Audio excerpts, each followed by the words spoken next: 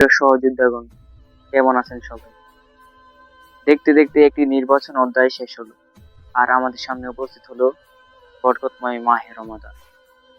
সকল ব্যস্ততা, আলোচনা, সমালোচনা সবকিছুর ঊর্ধ্বে এখন সময় এসেছে নিজেকে রবের দিকে সঁপে দেওয়া। আল্লাহ তাআলা রব্বুল আলামিন পবিত্র কোরআন মাজিদে বলেন, ইয়া আইয়ুহাল্লাযীনা আমানু কুতিবা আলাইকুমুস সিয়াম কামা কুতিবা আলাল্লাযীনা মিন ক্বাবলিকুম লাআল্লাকুম তাত্তাকুন। হে ঈমানদারগণ, তোমাদের উপর রোজা ফরজ করা হয়েছে, যেমনি ভাবে তোমাদের পূর্ববর্তীদের উপরও ফরজ করা হয়েছে, যেন তোমরা তাকওয়া অর্জন করো।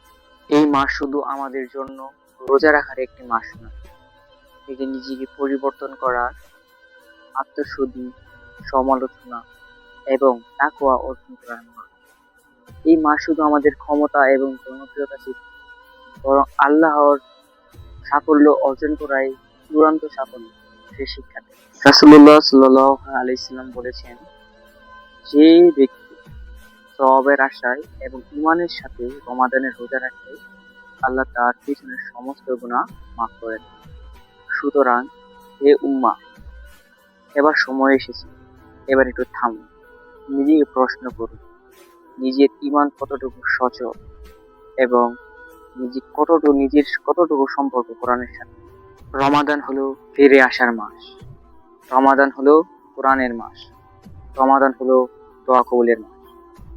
আল্লাহ তাআলা রব্বুল আলামিন সূরা বাকারার 186 নং আয়াতে বলেন, হে রাসূল, বান্দারা যখন জিজ্ঞেস করে আমি কোথায়, তখন আপনি তাদেরকে বলে দিন, আমি অতি নিকটবর্তী এবং যারা আমাকে ডাকে আমি তার ডাকে সাড়া দিই।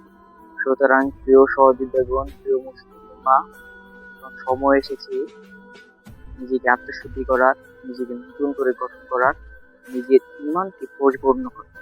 সুতরাং এই নির্বাচনী অধ্যায় বাদ দিয়ে নিজের সঁপে দিন রবের দিকে।